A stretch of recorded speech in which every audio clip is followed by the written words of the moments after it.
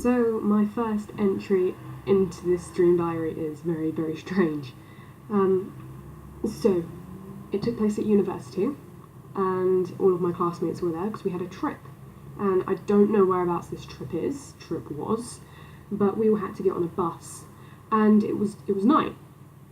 And so we were all told then to get off this bus after we were all seated, all quite calm, as far as calm uni students go.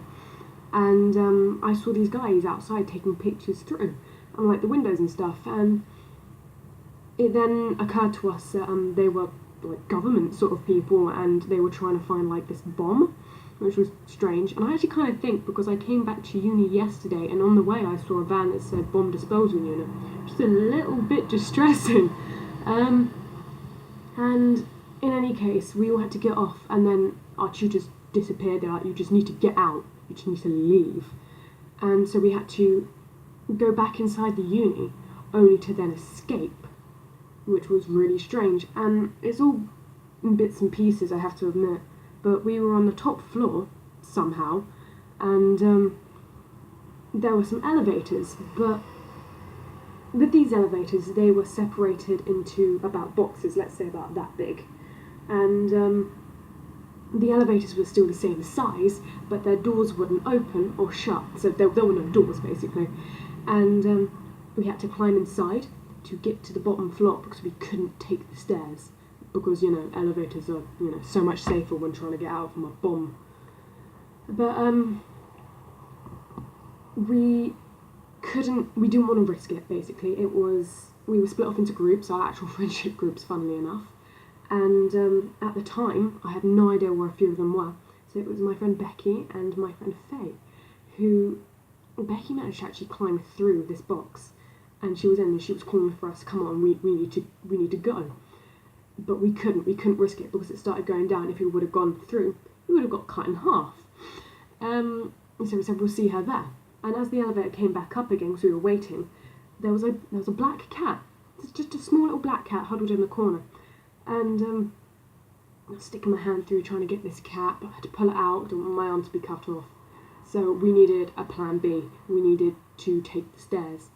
And the only people who knew were actually a few girls that we don't really know on our course. And they were saying to us basically, oh, no, you don't follow us, sort of thing, we don't know you.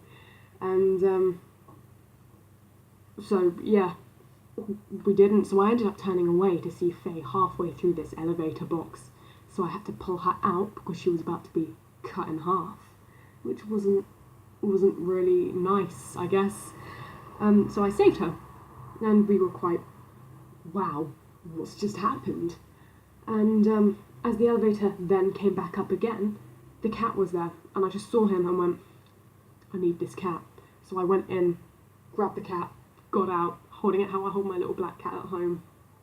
And I couldn't carry this cat. I couldn't carry him. So I had to look around for a basket, and these people, who I had no idea who they were, went into an elevator, leaving their stuff behind because it wouldn't fit through. And there was a cat carrier, lo and behold. So I put this cat in this little cat carrier, a little brown one with this little wide face kind of thing. And and we saw the people that we didn't know, go down this staircase. So we followed them. And I don't know why I felt really in a familiar environment to my nan's house. It was really strange, but it was like a sense of peace in a really, really scary environment. And so I had this cat carrier. I turned to my friend and went, you stay with these people. I turned to Faye and I said, you need to stay here. I will be back in a second. I have something I need to do. And of course there was the arguments of, no, don't leave me. It's like, trust me, I will be back. You need to trust me. So I turned round to see a door. And as I approached it, the door disappeared, just leaving an archway of nothing. It wasn't black, but it was kind of silhouettes. But it wasn't, I can't explain it. But I walked through this door to find myself in my old house. And there was a kind of a utility room with a door going out to the outside. And I saw things moving out there. And I kind of thought, oh God, okay, I need to go out there. This is terrifying, but I need to go out there. something that I probably would not do in real life.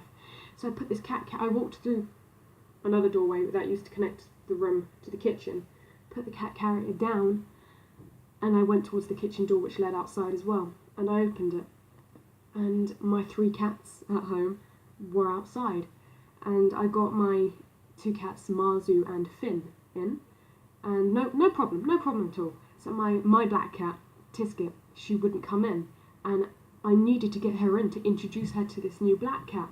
And I had to do it with a sense of urgency because I needed to get back to Faye. I needed to get back to this university to help people, so we could all escape together. But she wouldn't come in, and I was beckoning to her, and it turns out my sense of urgency was I had to feed my cats. I needed to stop escaping, stop saving myself, to save these cats, to make sure they would survive. And I never went back to the university. I never fed my cats because my alarm went off. And thinking about it now, thinking about it in any time, I guess, it's really strange. It's really, really strange. So yeah, that's my first entry. Kind of interested what it's going to turn out to be on paper form, but yeah, exploding unis and feeding cats.